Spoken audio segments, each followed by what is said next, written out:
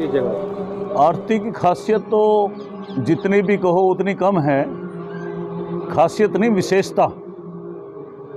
क्योंकि आरती की विशेषता हमारे धर्म में, हमारे सनातन धर्म में ऐसा लिखा गया है कि कोई अगर दान पुण्य पूजा पाठ ना कर सके, सिर्फ आरती सुन ले या देख ले, उससे भी उसको पुण्य की प्राप्ति होती है। तो इतनी विशेषता है आरती की।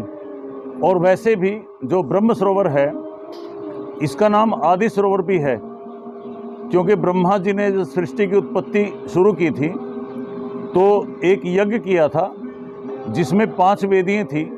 और ये कुरुक्षेत्र जो है समंत पंचक नाम की उत्तर वेदी था ब्रह्मा जी की।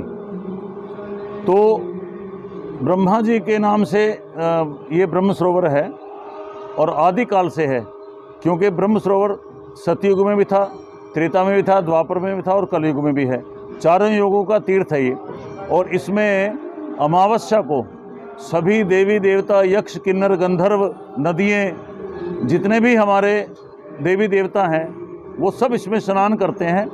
और इसलिए अमावस्या को यहाँ पे स्नान करने का, दान करने का, पूजा पाठ करने का, यज्ञ करने का पूर्ण महात्म्य है। जो इसमें एक डुबकी लगा लेता है उसको सभी तीर्थों का, सभी नदियों का पुण्य प्राप्त हो जाता है। तो ऐसे तीर्थ की आरती करना और देखना बड़ी विशेष बात है।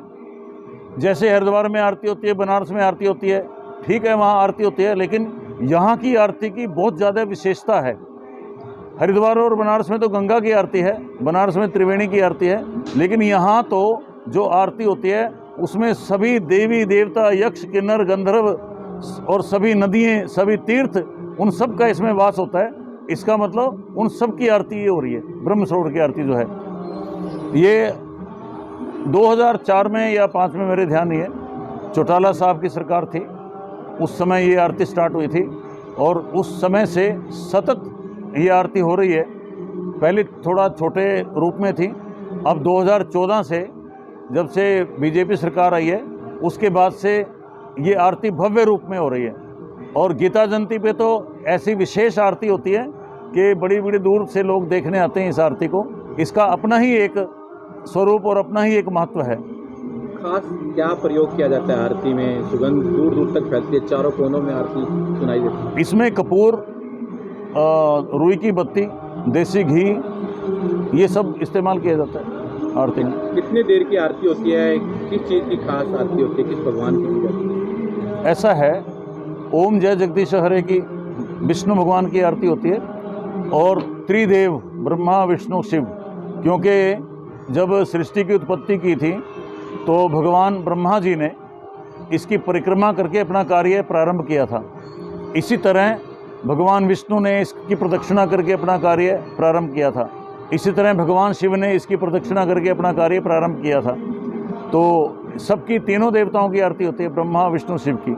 लेकिन जब सामने जो भी देवी देवता है, जब उसकी आरती करते हैं तो इसमें तो सभी देवी देवताओं का वास है, इसलिए ये तो सभी देवी देवताओं की आरती है। सबसे पहले आदिकाल में समंत पंचक नाम था इसका। उसके बाद इसका नाम राम हृद हुआ, परशुराम जी ने यहाँ तप किया था, उसके बाद राम हृद हुआ। उसके बाद राजा कुरु ने यहाँ तप किया और सोने के हल से इस भूमि को जोता था। और धर्म क्षेत्र, उसके बाद इसका नाम पड़ा धर्म क्षेत्र कुरुक्षेत्र। धर्म क्षेत्र सिर्फ कुरुक्षेत्र है, इसलिए भगवान कृष्ण ने इस यहाँ पे आके युद्ध करवाया था जानबूझकर, क्योंकि यहाँ पे जिसकी भी मृत्यु हो जाएगी उसको वैकुंठ लोक की और मुक्त हो जाएगा वो जीवन मरण से। तो इसलिए भगवान कृष्ण उनको यहाँ लाए थे।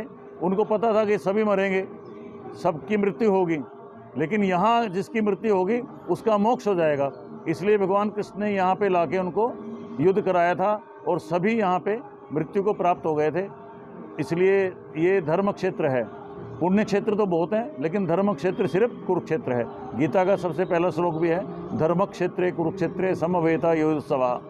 तो ये धर्म क्षेत्र है, इसमें किया हुआ कोई भी पुण्य 13 गुना फलित होता है और कोई भी किया हुआ पाप इंद्र के वज्र के समान कठोर हो जाता है, जिसका कोई उपाय नहीं है। एक श्लोक है, अन्य क्षेत्रे कृतम पापम धर्म क्षेत्रे विनश्यति, धर्म क्षेत्रे कृतम पापम वज्रलेपा भविष्यति, कि आप जाने अनजाने में किया हुआ पाप यहाँ पे प्रायश्चित के द्वारा मिट सकता है, लेकिन यहाँ पे किया हुआ पाप इंद्र के वज्र के समान कठोर हो जाता है, जिसको कोई प्रायश्चित मिटा नहीं सकता।